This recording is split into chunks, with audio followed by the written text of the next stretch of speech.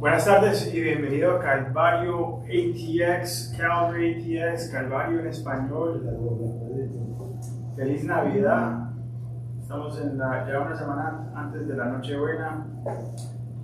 Si es su primera vez en Calvario, tenemos la Biblia versículo por versículo, capítulo por capítulo y libro por libro.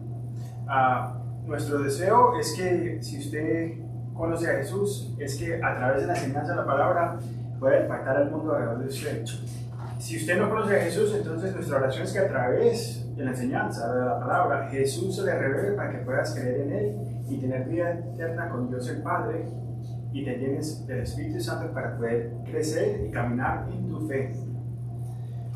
Nuestro servicio de Nochebuena será a la misma hora la semana que viene y se titula La promesa de la Navidad.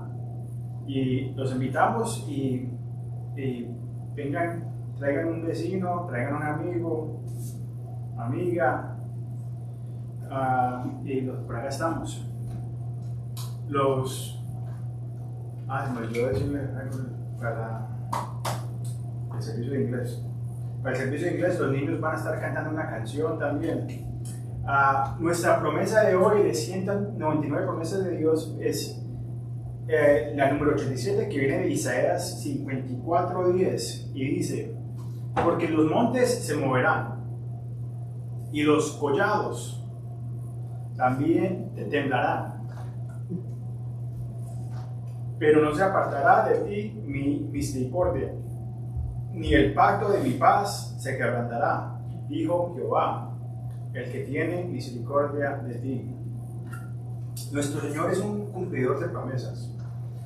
Esta promesa habla de la restauración de Dios a la nación de Israel.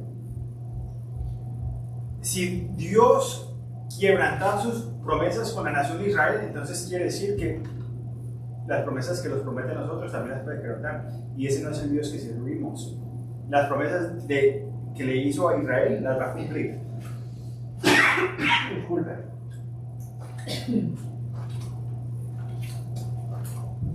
Ahora, ¿saben que puedes recibir la misericordia de Dios y ser restaurado? Esa es la promesa de la Navidad. Dios descendió y se hizo uno de nosotros para redimirnos a nosotros hacia Dios. Oremos. Padre, te damos muchas gracias, Señor, por este día. Gracias por tu palabra. Gracias por estar acá reunidos en vivo, en persona, y poder alabarte, Señor. Abre nuestros corazones para recibir y entender las cosas que vamos a recibir, Señor. Te damos gracias por la vida de Tyrone que se bautizó hoy, Señor. Y, Padre, ayúdalo, que siga caminando en tus pasos. Mientras sabemos que los ataques del enemigo van a venir. Protégelo, por favor, Señor. Pedimos que tu Espíritu Santo se derrame en este lugar, Señor. Lléname con tu Espíritu para poder predicar tu palabra y que sean las palabras tuyas, no las mías. Te damos toda la gloria a ti, Señor. Oramos por nuestra ciudad acá en Austin para poder alcanzarla para tu gloria. Te damos toda la gloria a ti, Señor. Amén y amén. Ok, vamos a seguir nuestro estudio en Mateo capítulo 13 y vamos a estar en el versículo 24. Antes de comenzar, un poquito de repaso. El capítulo 13 de Mateo cubre 7 parábolas. La primera parábola que cubrimos fue la semana pasada fue la parábola del sembrador, que describe la semilla o la palabra de Dios saliendo y aterrizando en diferentes suelos que representaban la condición de nuestros corazones. El corazón fértil es el que recibe la palabra de Dios, es obediente a ella y produce mucho fruto, aún 30, otros 60 y otros 100. Hoy regresamos a nuestro estudio del versículo 24 y vamos a aprender 3 más parábolas. La palabra parábola viene de la palabra griega parábola y significa echar al lado. Es una historia que se pone junto a otra cosa para ayudar a enseñarles a ustedes una verdad. Para aquellos que buscan la verdad, las parábolas serán reveladas. Pero para aquellos que han endurecido sus corazones y cerrado sus oídos, los significados de las parábolas están ocultos. Los líderes religiosos de ese día habían tomado una decisión y endurecieron sus corazones. Ya estaban duros, ya no podían escuchar la palabra. Ya habían en su mente decidido que querían matar a Jesús. Ya estaban planificando. A cualquier momento lo querían agarrar y matarlo. Estas parábolas describen, y eso era la gente religiosa, los líderes religiosos.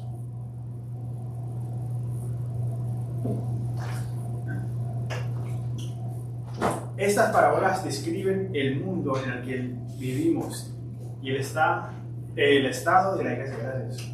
Y nuestro título de este mensaje se llama Corrupción y falsificación en el reino de los cielos. La primera parábola que vamos a ver hoy se llama la del trigo y la del cizaña. María, ¿la dije bien? El trigo y la cizaña.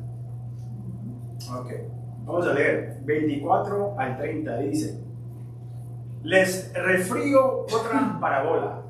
Este es Jesús hablando, diciendo: el reino de los cielos es semejante a un hombre que sembró buena semilla en su campo. Pero mientras dormían los hombres, vino su enemigo y sembró cizaña entre el trigo, y se fue. Y cuando salió la hierba y dio fruto, entonces apareció también la cizaña. Vinieron entonces los siervos del padre de la familia y le dijeron: Señor, ¿no sembraste buena semilla en tu campo? ¿De dónde entonces pues tiene cizaña? Él les dijo: un enemigo ha hecho esto. Y los siervos le dijeron: ¿quieres pues que vayamos y los arranquemos? Él les dijo: no sea que al arrancar la cizaña, arrancas también con ella el trigo. Dejad crecer juntamente lo uno y lo otro hasta la siega. Y al tiempo de la siega, yo iré a los segadores. Recoge primero la cizaña y atándola en maños para quemarla, pero recoge el trigo en mi granero. Disculpen un momentico.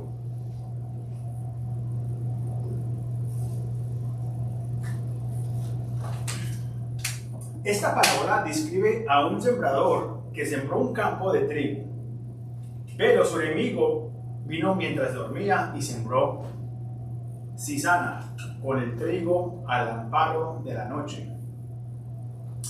La cizaña tiene el mismo color, forma y fragancia que el trigo, pero no tiene forma de espiga. Son indistinguibles. El trigo hasta que crecen y el trigo brota, da su fruto, da la cabeza. Cuando llega la siega o la cosecha, el peso de las espigas hace que el trigo se incline y adore, en la posición de adoración, porque el peso de la cabeza. Pero lo que debemos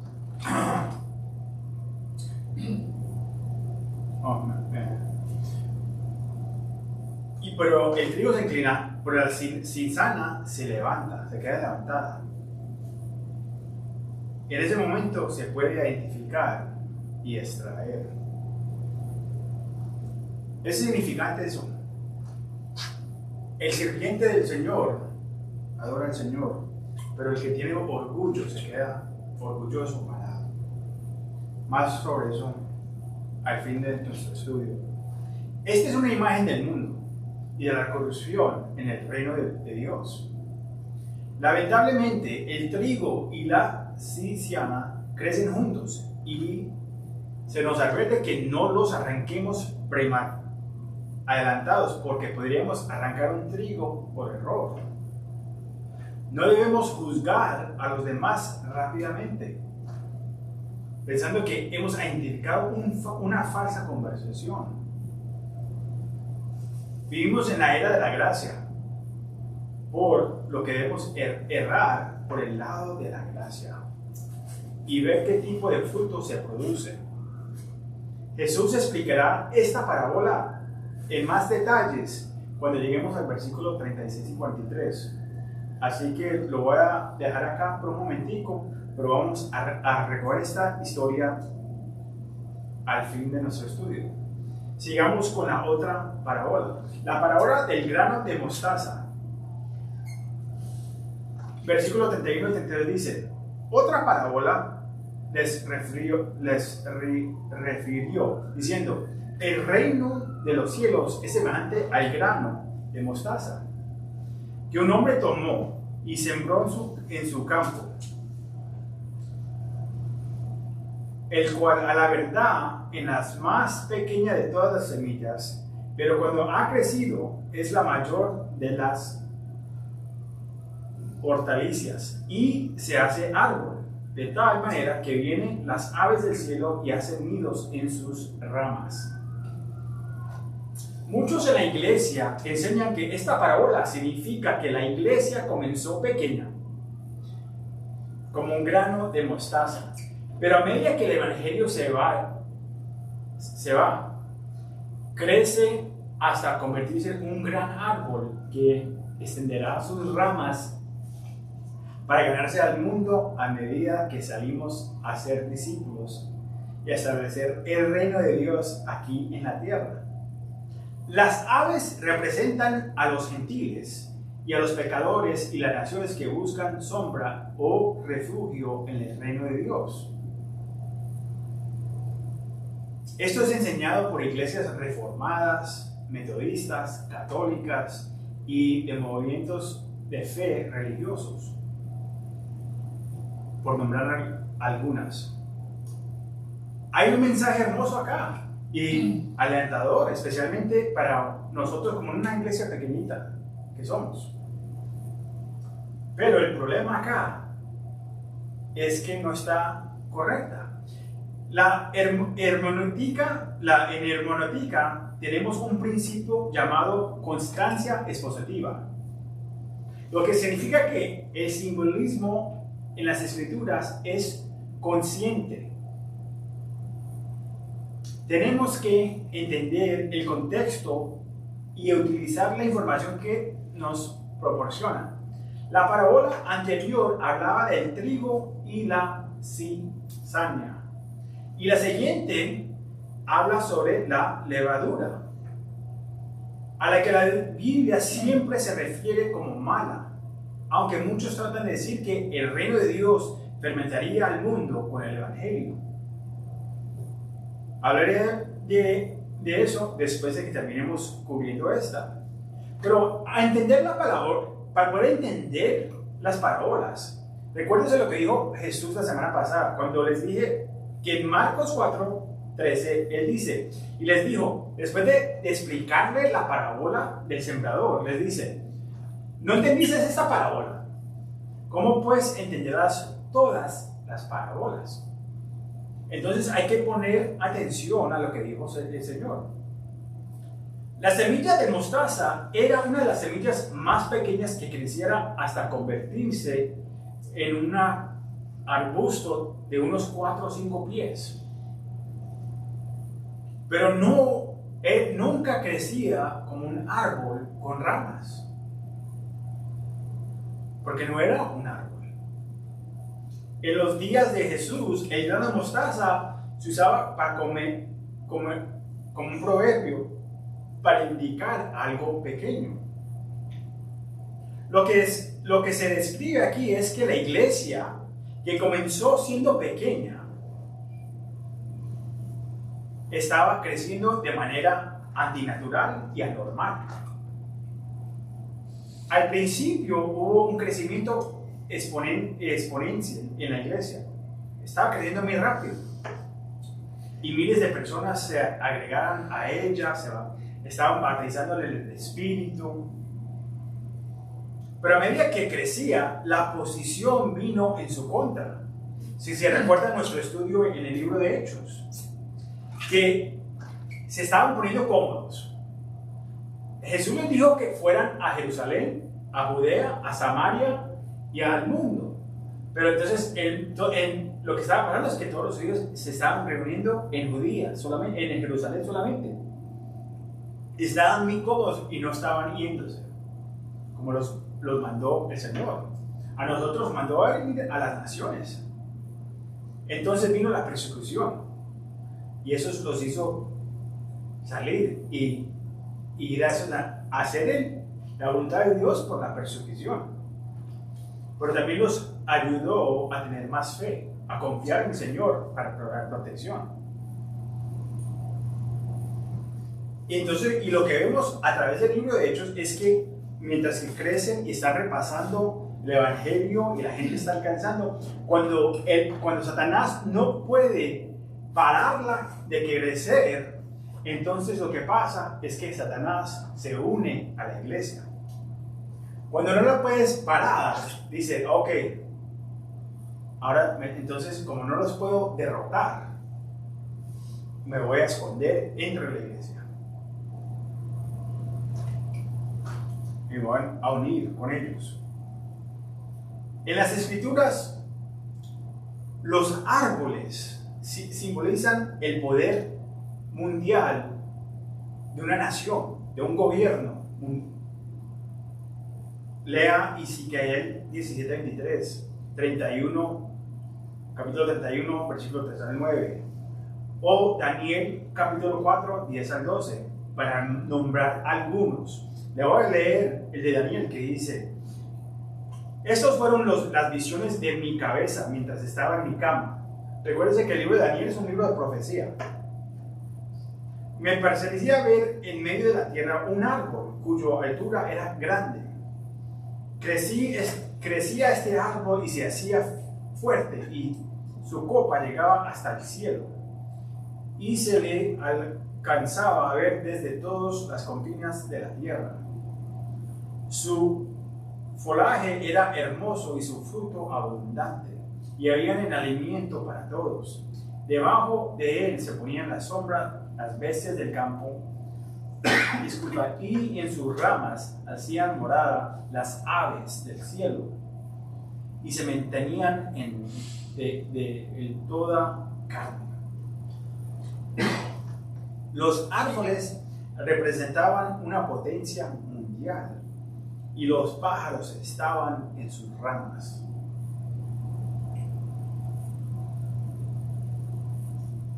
Muchos han intentado establecer a un reino mundial de los cielos en la tierra. Los primeros 300 años de la iglesia, habían 10 emperadores romanos que trataron de conquistar y apagar y a cerrar la iglesia, y no podían. Los mataban, los tiraban a las guerras con los leones en los coliseos. Ustedes que han ido a Roma o han visto fotos que hay un coliseo como un estadio. Hoy usamos los estadios como los estadios de toros, o vemos los juegos de fútbol. Por esos tiempos, ¿qué pasaba? Metían a la gente ahí y tiraban leones y todo esto. Y cuando los emperadores pensaban que si perseguían a los cristianos iban a dejar a Jesús y dejar seguir al Señor, pero no estaba pasando. Entonces seguía creciendo y creciendo la iglesia. Entonces, ¿qué pasó? En el año 313 después de Cristo, el emperador Constantino declaró que el cristianismo sería la religión oficial del Estado de Roma. Entonces, Roma no era solamente Italia, sino que había conquistado mucha de esa área. Recuérdese. Esto llevó al establecimiento de la Iglesia Católica Romana. Y años más tarde, las Inquisiciones. Entonces, cuando Satanás no puede parar la voluntad de Dios, entonces el emperador se quitó su ropa de emperador y se puso la ropa de papa.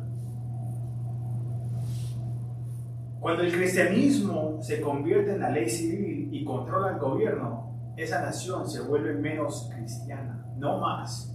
Porque entonces ya la religión y el líder están de poder.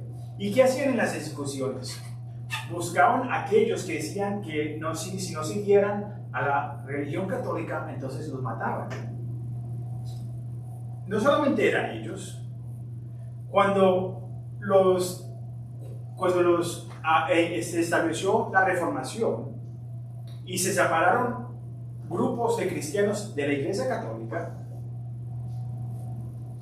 lo mismo le pasó a la Iglesia de Inglaterra. Inglaterra hizo su propia religión o estableció su propia denominación que se llamaba la Iglesia de Inglaterra. Ahora, si eres católico y vivías ahí, entonces te mataban si no te convertías. Y si eras de los cristianos verdaderos que estuvieran separados, los persiguieron. Por eso es que vinieron los peregrinos que estudiamos el mes pasado, estudiamos sobre esto, que vinieron para poder practicar su fe libremente y no estar practicando la fe de la religión del gobierno. Si usted mira la China hoy, la China dice que dejan practicar al cristianismo libremente, pero esa iglesia no es cristiana en real, es la iglesia controlada por el gobierno. La iglesia verdaderas está en el escondido, en la China.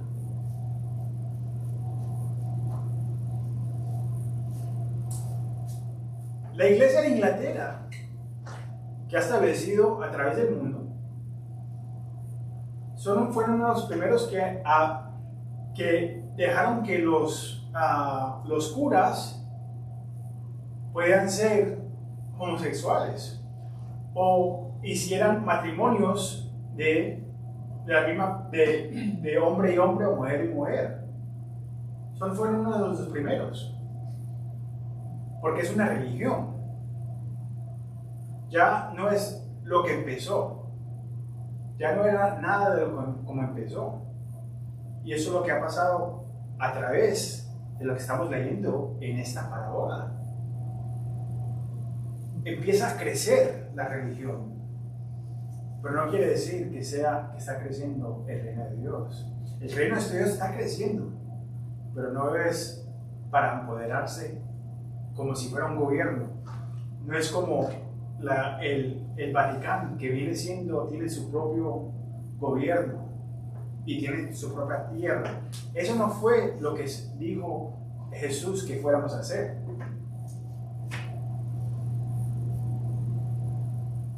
En la parábola del sembrador, Jesús nos dijo que las aves del cielo representaban a Satanás, en los versículos 4 y 19.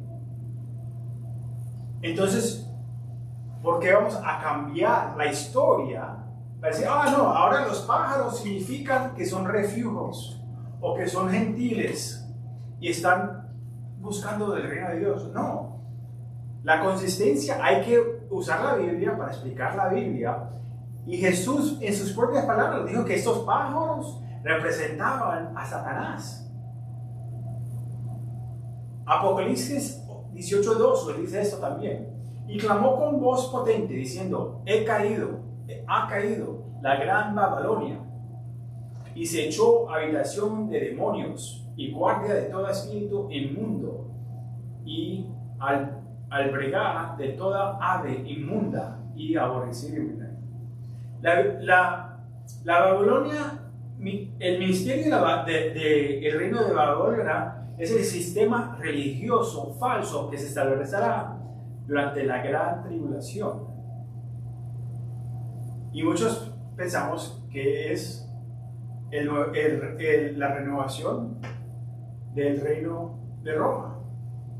Y se identificará como un lugar para aquellas aves que son inmundas y detestables.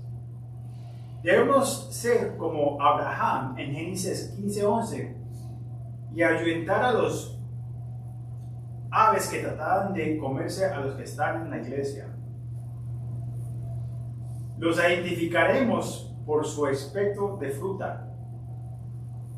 Recuerden que Jesús nos dijo en el capítulo 7 de Mateo que no juzgar, pero podemos identificar si uno es cristiano por el fruto que tira.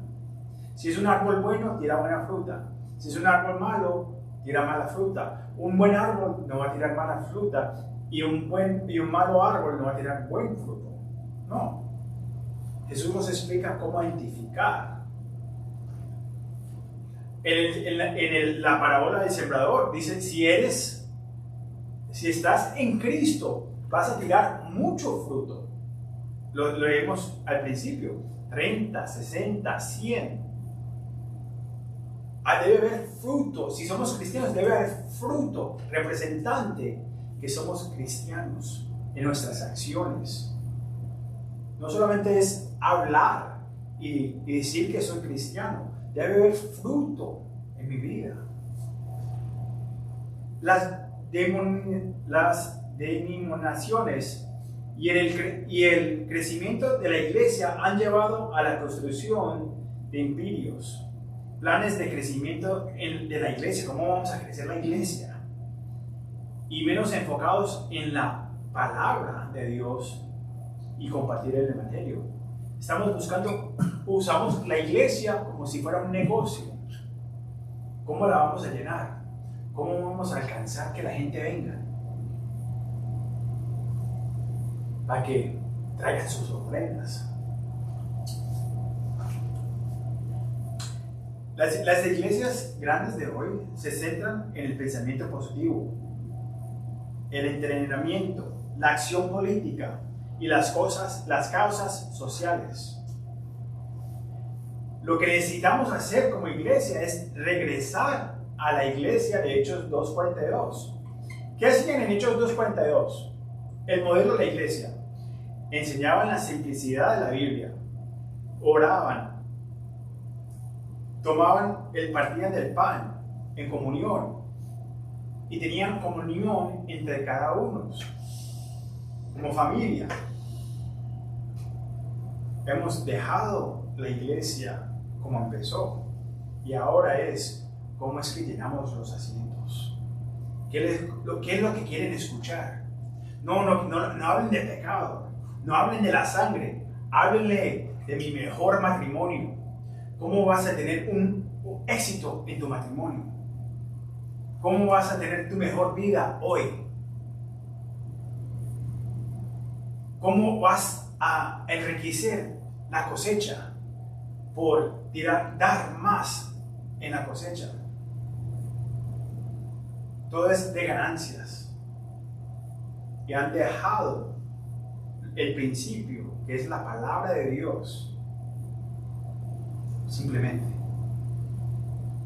y alcanzar a gente a que conozcan a Jesucristo. No cuántos libros voy a vender de mi libro que escribí. No, el único libro que importa es este libro. Este es el único libro. Más de eso no necesita más. Tenemos libros acá y estos todos los regalamos. Nada acá cobramos por nada de los libros que están acá. Si le ayudan en su alcance a crecer, es lo que tenemos acá. Vino una familia entre los servicios, la hija se le murió. ¿Qué les entregué? Le di un libro para alentarnos. Tenemos la palabra de Dios, cristianos, pero un libro que enfoca, que viene a las escrituras. Si el libro no los trae a las escrituras, el libro no sirve.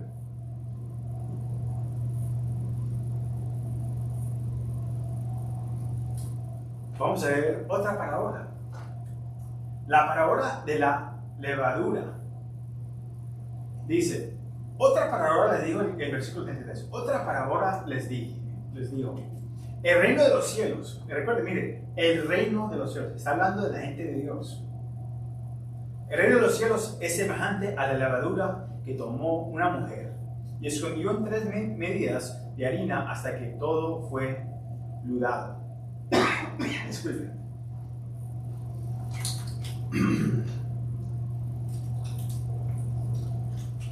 Aquí hay otra parábola donde muchos dicen que el reino de los cielos será como una levadura que se hincha y crece para impactar al mundo. 3 medidas de harina es suficiente para hacer pan para 100 personas. Lo que el simbolismo acá es un crecimiento anormal, a medida que lees las escrituras, la levadura es un símbolo de mal siempre. En Éxodo 12 se instruye a los judíos a quitar durante la Pascua, no tener levadura en la casa. No se usaba para sacrificios excepto durante la fiesta de Pentecostés, en Levítico 23, 15 al 21. Los panes simbolizaban a los judíos y a los gentiles que serían unidos para formar a la iglesia. La levadura fue excluida de los sacrificios en el altar porque se señalaba el sacrificio sin pecado de Jesús en la cruz del Calvario. Durante la fiesta de la Pascua, los hogares judíos realizaron una búsqueda en toda la casa para asegurarse de que el hogar no tenga levadura. La familia hacía un juego con ella. No saben que la Pascua simboliza al Mesías que han rechazado. Jesús y Pablo hacen referencia a la levadura 13 veces en el Nuevo Testamento.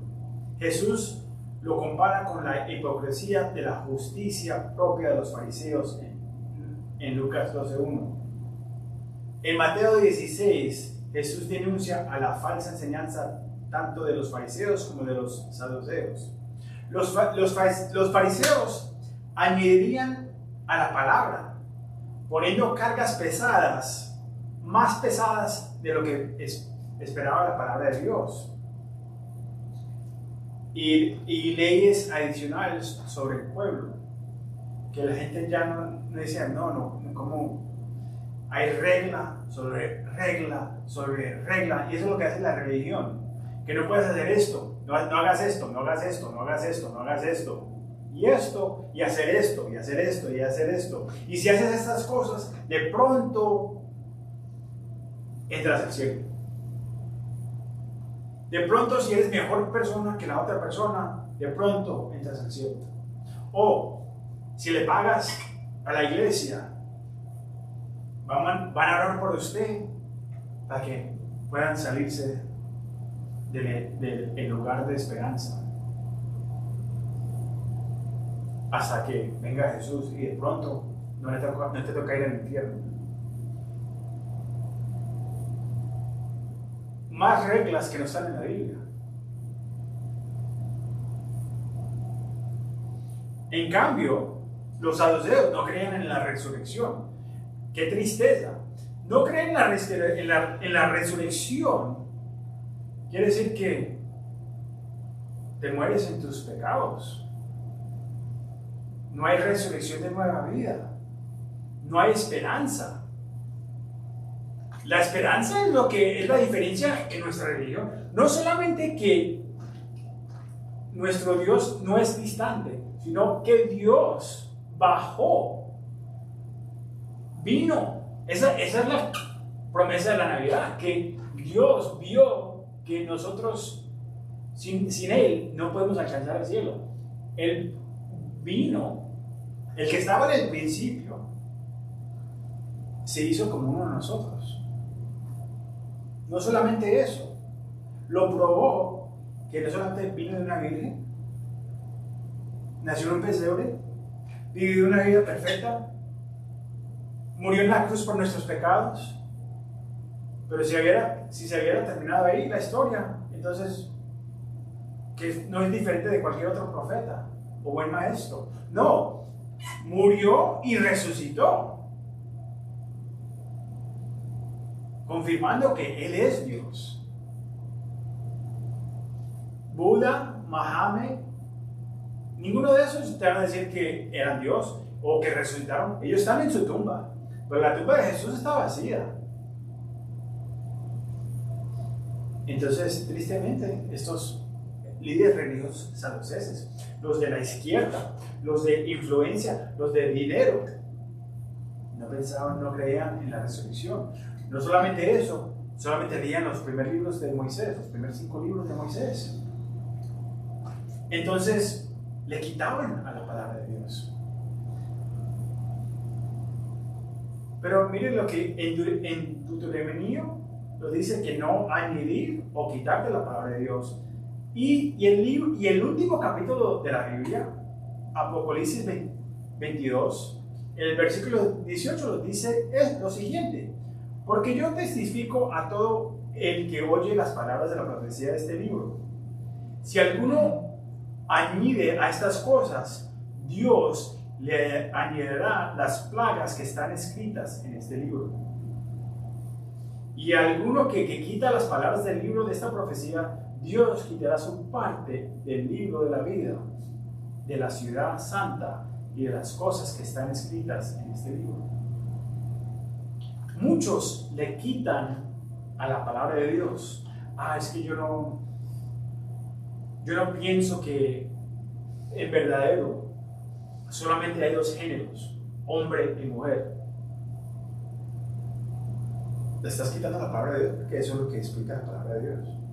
O que el matrimonio solamente es entre marido y mujer. La palabra dice que eso, así es el matrimonio.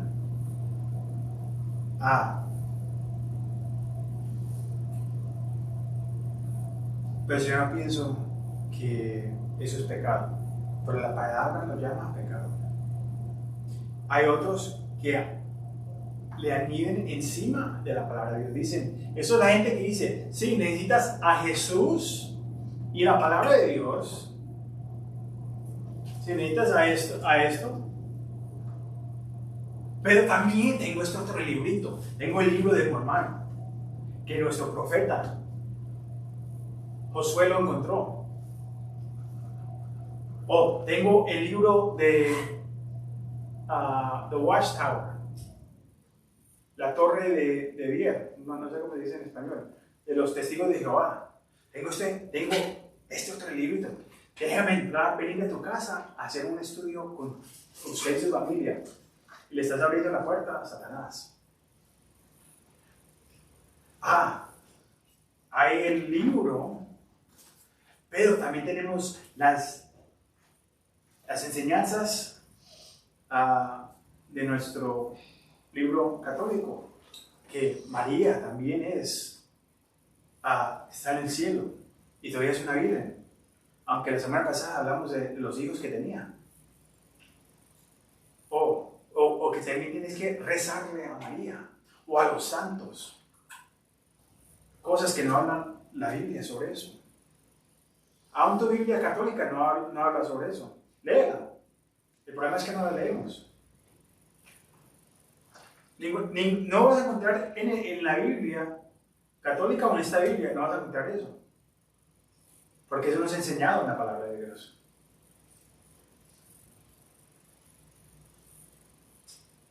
En Mateo 22, 16, 21, los herodes representaban al gobierno y la levadura era un compromiso del mundo. Hay algunas iglesias que han hecho de la política la prioridad, no la palabra de Dios. Vienen y te dicen, hay que votar por esta persona. La Biblia los enseña a identificar cuáles son las cosas que son importantes. La vida es importante. El aborto nunca está bien. Es una vida creada por Dios. El matrimonio sagrado.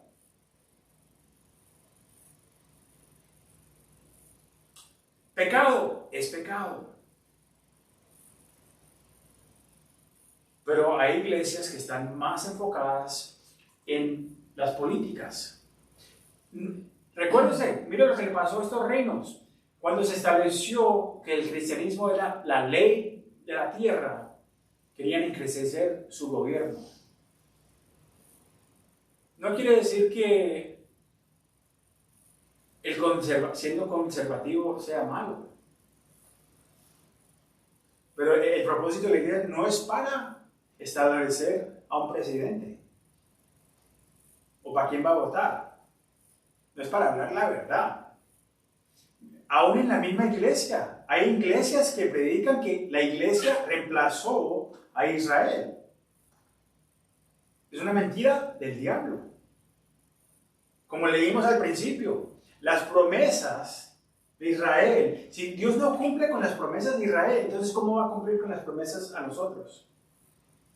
Entonces, el que dice que Jesús, que la iglesia ha reemplazado a Israel, está incorrecto. Y por eso hubo un holocausto en Alemania. Que creyeron, porque la iglesia no defendió y habló la verdad. Y Hitler, con el apoyo de la iglesia católica, mataron a más de 6 millones de judíos. Y ahora tenemos a un grupo de terroristas y gente en Palestina que dice que el holocausto no existió, que nunca pasó. Y hay juventud que se está comiendo el cuento.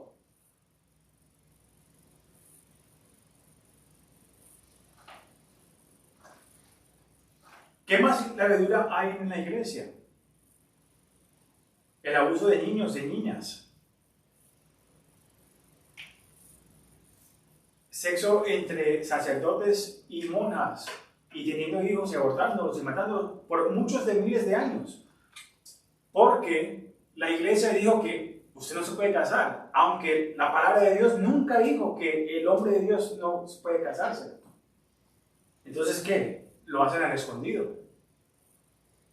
Pero no solamente la iglesia católica, hoy estamos viendo que en las iglesias protestantes hay pastores juveniles que están abusando de niños y niñas.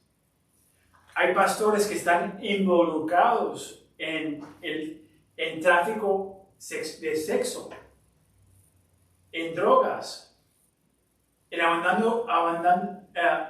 abandonando a su esposa, teniendo amantes.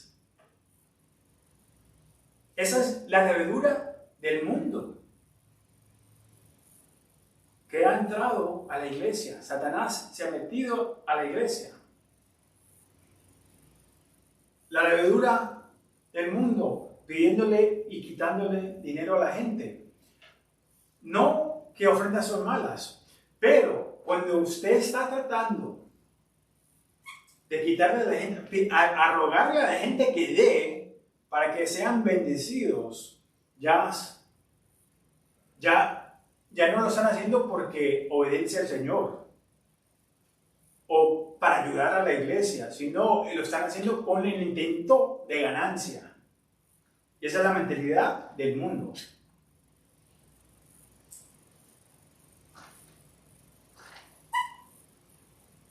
Hay mucha levadura entre el reino de los cielos, el reino de Dios.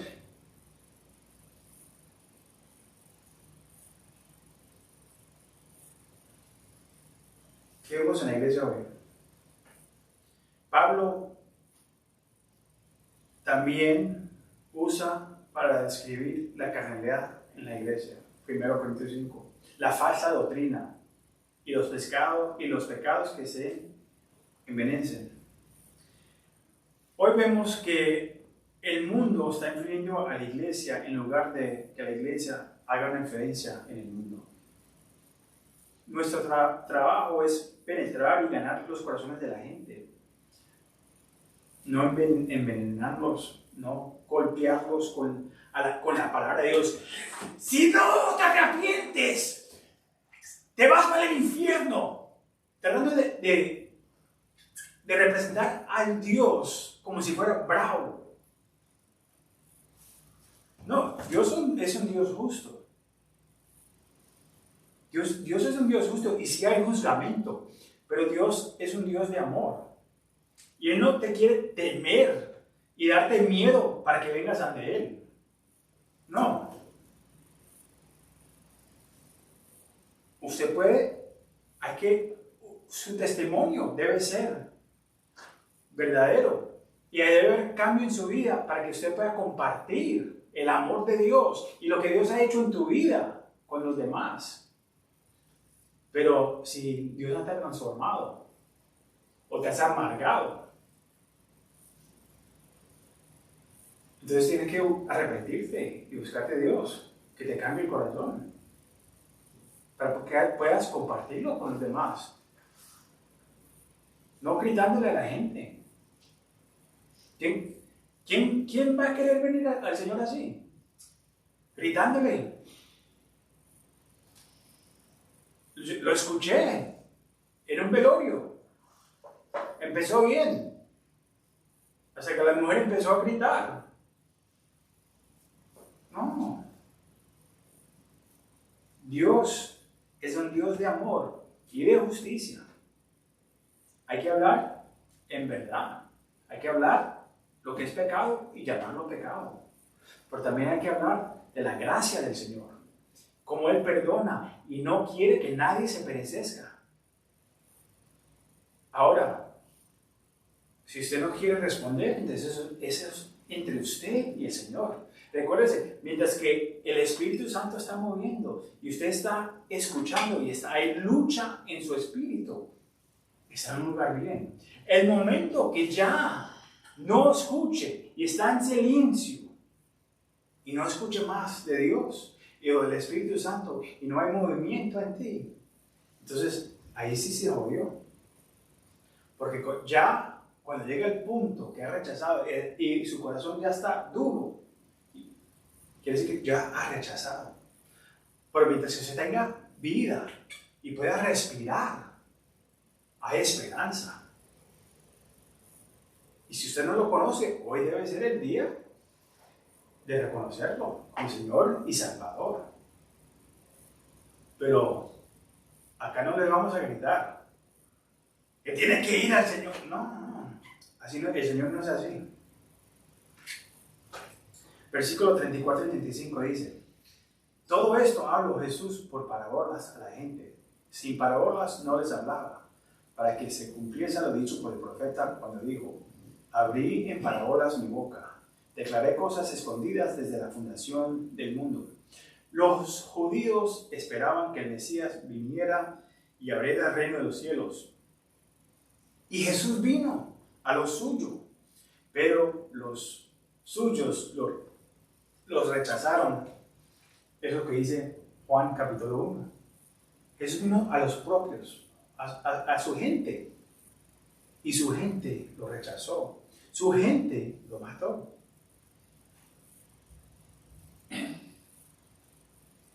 Pero no solamente fueron los judíos que lo mataron, sino fueron nuestros pecados, porque Él vino con propósito. Él no vino porque lo llamaron, Él vino porque Él vino y amó al mundo. No dijo que vino y amó a los judíos solamente.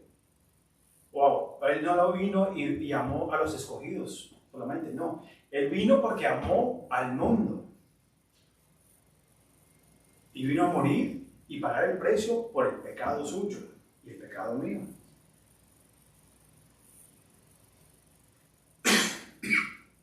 En Efesios 3, Pablo escribe acerca de un misterio revelado, que el reino de los cielos estaría compuesto de judíos y gentiles. Los líderes religiosos habían endurecido sus corazones, por lo que no tenían oído para oír, porque la tierra no era fértil. La tierra de su corazón estaba dura. ¿Y la suya? ¿Cómo está?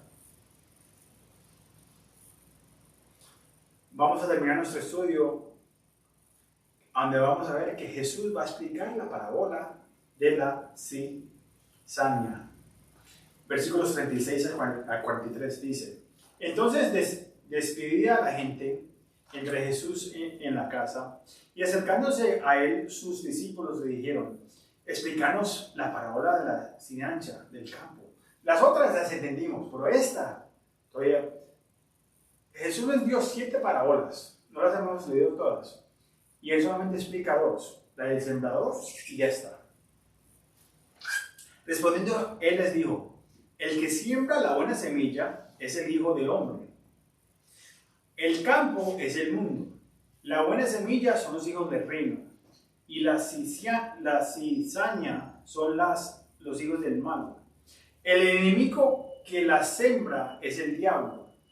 La siega o la cosecha es el fin del siglo, y los siegadores son los ángeles. De manera que como se arrancan las cizañas y se quema en el fuego, así será el fin de este siglo. Enviaré al Hijo del Hombre a sus ángeles y recogerán de su reino a todos los que sirven de tropiezo y los que hacen impiedad. Y los echaré en el horno de fuego, ahí será el lloro y el crujir de dientes. Entonces los justos resplandecerán como el sol en el reino de su Padre. El que tiene oídos para oír, oiga. Oiga pues, Jesús nos está explicando los misterios del reino. No le está explicando este misterio al mundo. Él está explicando esto a sus discípulos. Este mensaje no es para el mundo. El mundo no va a entender este misterio. Lo único que este mundo va a entender, y usted, si usted no conoce a Jesucristo como su Señor y su Salvador, es quién es Jesús, qué hizo Jesús por mí, y qué pasa cuando rechazo a Jesús. El mundo necesita escuchar el mensaje de Jesús y lo que ha hecho en su vida. No el misterio de qué va a pasar en la gran tribulación. No el misterio de cómo va a pasar la raptura. No el misterio de que el gobierno va a haber a establecer un solo gobierno que va a ser el gobierno de todo el mundo. Y van a haber 10 gobiernos debajo de ese reino. El mundo no necesita saber eso. Se enfocan en estas cosas. Pero lo que ellos necesitan saber es quién es Jesús. Jesús el Nazareno. Jesús el Mesías. Jesús el que vino y murió por nuestros pecados. Jesús el Rey de Reyes. Jesús el que viene a regresar con juzgamento. Ese es el Jesús que el mundo tiene que conocer. Este misterio es para ustedes, que Jesús nos va a explicar. Pero si no tienes al Espíritu Santo, no vas a entender eso. No lo vas a entender, pero vamos a leerlo. El mundo necesita escuchar el Evangelio para responder a Jesús y ser lleno del Espíritu Santo, quien luego revelará los misterios del reino. La semana pasada, el sembrador era cualquiera que compartiera el mensaje del Evangelio. Pero aquí Jesús se identifica a sí mismo como el sembrador de buena semilla. El campo es el mundo, no solo la iglesia. Las buenas semillas representan al verdadero pueblo de Dios en el reino, a quien Jesús sembró. El diablo es el que siembra la mala semilla. Son falsificaciones. Van a la iglesia y llevan su Biblia. Incluso pueden orar y diezmar, pero son imitadores y falsos cristianos. Hay que buscar frutos para identificarlos. Hay personas en el mundo que se identifican como cristianos, pero son solo imitadores. Salen durante las elecciones diciendo, vota por mí, yo amo a Cristo y represento al reino. Pero lo están haciendo por el voto. Algunas personas tienen una gran plataforma y dicen que soy cristiano, pero sus acciones todavía huelen como del mundo y no hay frutos. Recuerden que el enemigo levantará sus semillas. Acá lo dice en esta parábola. La Biblia habla de falsos apóstoles y hermanos falsos. 2 Corintios 11 dice, porque estos son falsos apóstoles y en peligros entre falsos hermanos. Hablaba Pablo. La Biblia habla de un falso evangelio. En Galatas 1:16 dice, me maravillo de que tan pronto os apartarás de aquel que os llamó por la gracia de Cristo a un evangelio diferente, que no es otro, pero hay algunos que os turban y quieren pervertir el evangelio de Cristo. Hay pastores y gente que están pervirtiendo el evangelio de Cristo para sus ganancias, para sus riquezas, para apoyar su pecado, aprobar de tu vida de estilo. Hay un falso Cristo. ¿Sabían que hay un falso Cristo que viene? Hay muchos falsos cristos que se han levantado. El primer Juan nos cuenta sobre esos. Hay muchos falsos cristos. Hitler, un anticristo. Mire, ¿qué quiere ser Satanás? Un anticristo. Quiere matar, destruir. Se han levantado muchos anticristos. Pero hay uno que viene con el espíritu de Satanás. Y con poder y con señales. Nadie os engañe de ninguna manera, porque no vendrá aquel día, si antes no viene la apostasía. Va a haber una apostasía. Hemos visto una apostasía en el tiempo de COVID. Hay gente que pararon de venir a la iglesia y no han regresado. Pero esa es la voluntad del Señor, porque Él está separando el trigo de la cizaña, de la cizaña. Él está separando. Y va a venir otra apostasía y va a seguir separando a los trigos de la cizaña. Porque todavía hay muchos mezclados.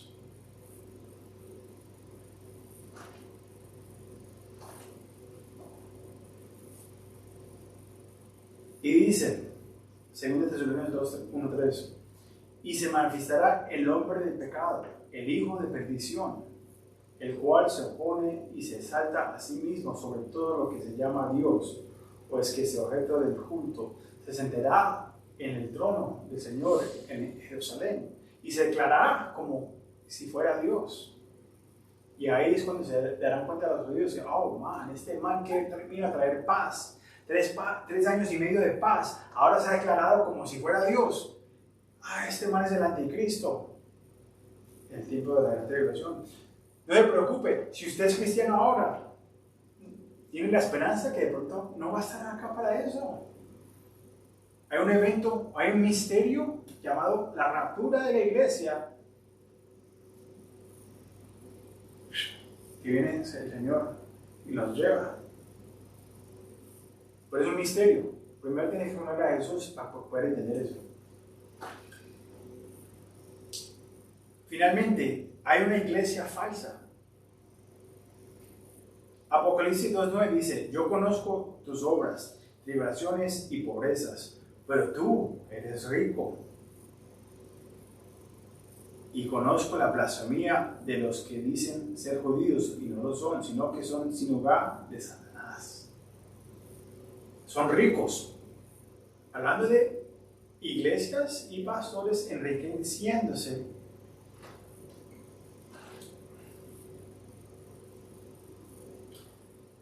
Hablamos antes de la Iglesia Católica Romana. ¿Qué pasó después de 300 años de Satanás tratando de acabar con la iglesia? Con 10 emperadores romanos diferentes, se unió a la iglesia. Vivimos esto en hechos y lo hemos visto en la historia. El trigo y la cizaña crecen juntos y nos advierte que no los arranquemos, porque podríamos arrancar un trigo por error. No debemos de juzgar a los demás rápidamente, pero eso no significa que no debemos identificarlos. Pablo llamó por nombre a Demas y a Judas, que parecían trigo, pero eran cizaña. Nosotros, como pastores, nos toca llamar nombres. A Joel Osteen, a Benny Hinn, a Creflo Dollar. y muchos otros. Pero también debemos orar por ellos, que Dios los llame al arrepentimiento y cambie sus corazones. Porque tienen una herencia, tienen una iglesia grande, pero están llevando a la gente al infierno. Porque se están prometiendo a ellos mismos, que la gente los siga en ellos, que compren su libro, que vivan su mejor vida hoy. No. La vida cristiana se va a poner más difícil. Cuando usted empieza a vivir por las cosas, usted va a ser perseguido. Este país está identificando a cristianos como terroristas domésticos.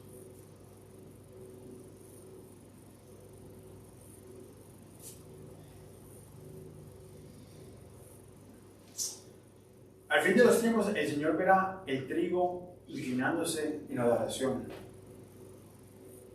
Pero la cizaña estará hinchada, parada, lista para ser cortada y arrojada al fuego. Recuérdense que el juzgamiento empieza en la casa de Dios. La corrupción ha entrado en las iglesias. Los abusos de los niños, los escándalos, las falsas enseñanzas y la estafa a la gente. El Señor se ocupará de ellos. No se preocupe. El Señor sabe quién son los de Él y quién son los del diablo. La pregunta es, ¿eres trigo o cizaña? Oremos. Padre, te damos muchas gracias, Señor. Te damos la gloria a ti. Gracias por tu palabra, Señor. Que hoy sea un día que los examinen nuestros corazones, Señor. Aún mientras que terminemos este servicio y estamos alabándote con las canciones, en fin. Si hay alguien que necesita orar o quieren entregar su corazón a ti, Señor, que no le dé pena, que hoy sea el día de arrepentimiento y declarar que quieren seguirte, Señor. No tiene que ser planificado, como vimos hoy en este bautismo, Señor. Tú estás llamando corazones. El tiempo está corto. Uno no sabe cuándo es el último día que vamos a poder respirar. Pero sí sabemos que tú eres justo, un Dios de amor y un Dios justo. Entonces, Señor, ayúdanos a alcanzar a nuestra ciudad. Protégenos esta semana. Ve delante de nosotros. Ayúdanos a conocerte más y acercarnos más a ti, Señor. Llénanos con tu Espíritu, Señor. Te damos toda la gloria, Señor. Amén y amén.